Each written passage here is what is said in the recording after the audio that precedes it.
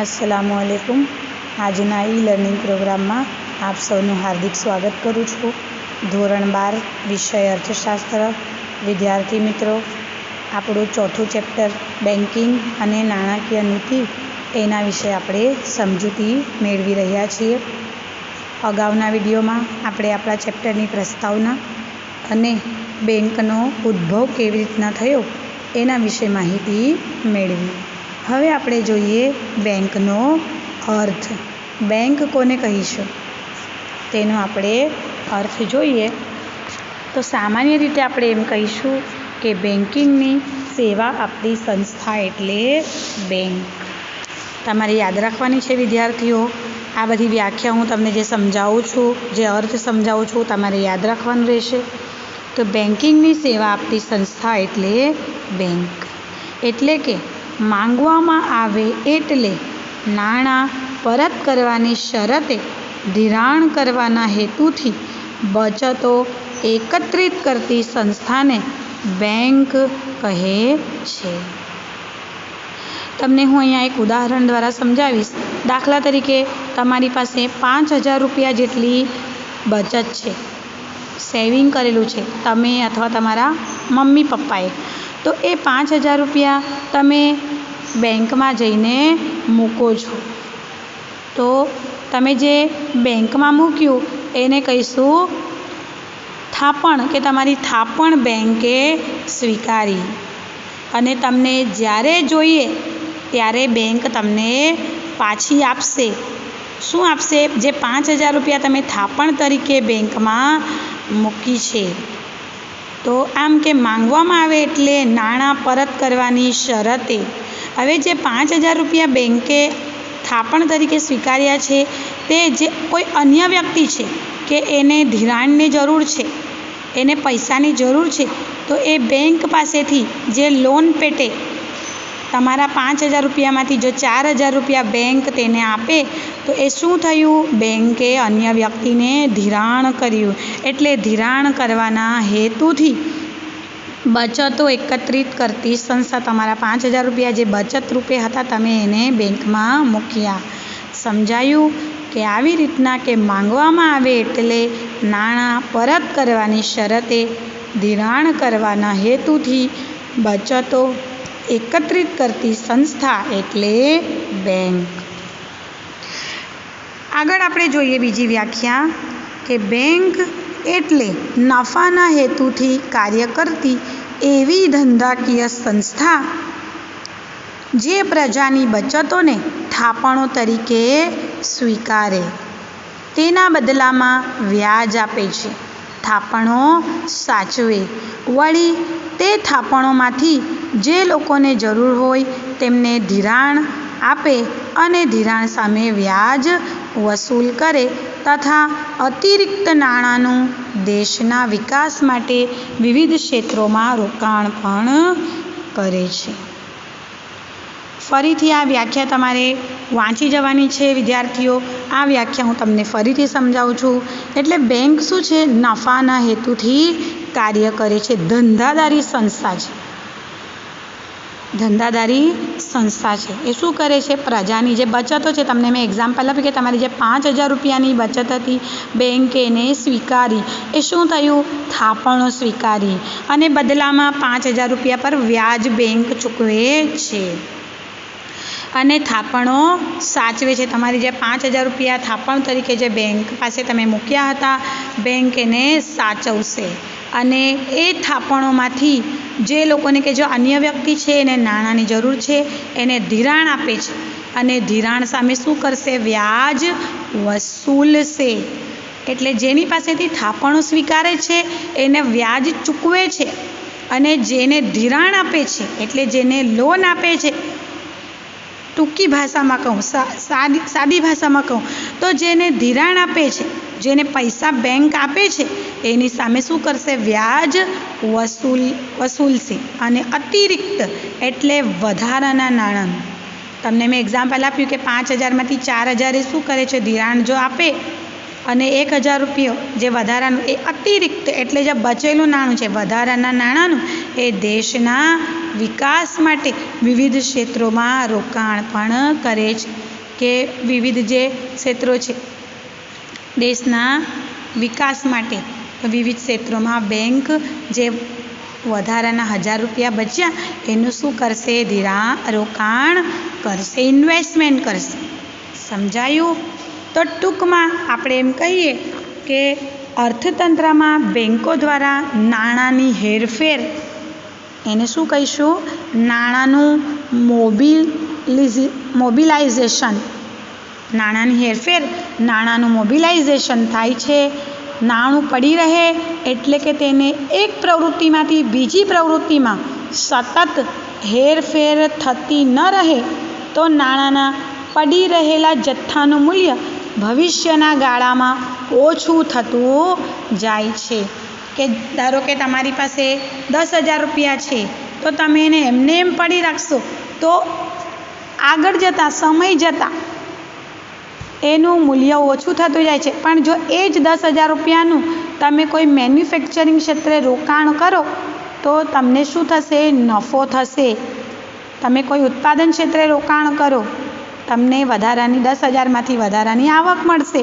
તો આમ કે ફરતા નાણાંનું મૂલ્ય વધતું રહે છે. સમજાયું?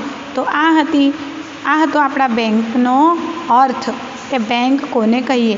તો સામાન્ય ભાષામાં કે બેન્કિંગની સેવા આપતી સંસ્થા એટલે બેંક. તમારે યાદ રાખવાનું છે. એના પછી આ વ્યાખ્યા પણ યાદ રાખવાની છે અને આ વ્યાખ્યા પણ તમારે યાદ રાખવાની છે અને તમારી નોટબુકમાં હું કહીશ એ પ્રમાણે તમારે લખવાનું રહેશે.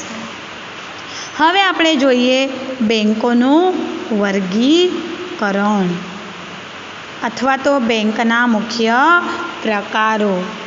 Classification of banks. બેંકના પ્રકારો અથવા બેંકોનું વર્ગીકરણ. તો સામાન્ય રીતે 2 પ્રકારની બેંક હોય છે. પહેલું છે વાણિજ્ય અથવા વેપારી બેંક, કોમર્શિયલ બેંક જેને કહીશું. બીજું છે મધ્યસ્થ બેંક. મધ્યસ્થ બેંક એટલે કોને કહીશું આપણે? આપણી જે RBI છે, રિઝર્વ બેંક ઓફ ઇન્ડિયા. શું કામ કરે છે? દેશમાં ચલણી નાણું બહાર પાડવાની અત્યંત મહત્ત્વની કામગીરી કરે છે. તો સૌથી પહેલાં હવે આપણે વેપારી બેંક અથવા વાણિજ્ય બેંક વિશે માહિતી મેળવીશું. Commercial bank. વેપારી બેંક તમારે યાદ રાખવાનું છે. આ પણ ટૂંકનોંધ તરીકે પૂછાશે કે વેપારી બેંક વિશે ટૂંકનોંધ લખો. તો વિદ્યાર્થી મિત્રો તમારે યાદ રાખવાનું છે. ચાલો તો હવે આપણે વેપારી બેંક વિશે માહિતી મેળવીશું. તો ભારતમાં 1949ની બેન્કિંગ કંપની ધારા મુજબ વેપારી બેંકોને કહીશું. તો 1949માં જે બેન્કિંગનો કંપની ધારો આવ્યો હતો એ મુજબ કે વેપારી બેંક એટલે એવી સંસ્થા કે જે બેન્કિંગ અંગેના વ્યવહારો કરે. એટલે કે દેશમાં રોકાણ વધારવા માટે પ્રજાની થાપણો સ્વીકારે, જે ગ્રાહકને જરૂર પડે ત્યારે પાછી મળે અને જેમાંથી ચેક, ડ્રાફ્ટ, પે ઓર્ડર વગેરે દ્વારા ઉપાડ થઈ શકે. તો વેપારી બેંક શું છે? કે એવી સંસ્થા છે કે જે બેન્કિંગ અંગેના વ્યવહારો કરે છે. એટલે કે દેશમાં રોકાણ એટલે કે ઇન્વેસ્ટમેન્ટ વધારવા માટે શું કરે છે? પ્રજાની થાપણો સ્વીકારે છે અને જે અન્ય ગ્રાહક છે જેને જરૂર પડે ત્યારે પાછી મળે. અને તમે કેવી રીતના ઉપાડો છો બેંકમાં જઈને પૈસા? પે સ્લીપ, પે ઓર્ડર દ્વારા અથવા ચેક દ્વારા અથવા તો ડ્રાફ્ટ વગેરે દ્વારા ઉપાડ કરી શકો છો. અંગ્રેજીમાં આ વ્યાખ્યા કહું તો commercial bank is one which transacts the business of banking, that is accepting deposits from the people for the purpose of lending or investment, repayable on demand or otherwise, and withdrawable by check, draft, order or otherwise. તો ટૂંકમાં આપણે એમ કહીએ કે વેપારી bank એ શું છે? ધંધાદારી એકમ છે. વેપારી બેંક શું છે? ધંધાદારી એકમ છે અને નફા માટે કાર્ય કરે છે. પ્રજા પોતાની બચતો આવી બેંકોમાં જમા કરાવે છે, જેને બેંક થાપણોના સ્વરૂપમાં સાચવે છે અને તે થાપણો બેંક અન્ય કાર્યોમાં રોકે છે. એક રીતે બેંક પ્રજાના પૈસા અન્ય આર્થિક પ્રવૃત્તિઓમાં વાપરે છે અને તેથી પ્રજાને શું આપે છે? બદલામાં વ્યાજ આપે છે. વ્યાજ ચૂકવે છે શેના પર? થાપણો પર. થાપણોનું બેંક કોઈ ક્ષેત્રોમાં રોકાણ કરી શકે. કયા કયા ક્ષેત્રોમાં? દાખલા તરીકે ખેતી કે ઉદ્યોગના વિકાસ માટેના કાર્યક્રમોમાં.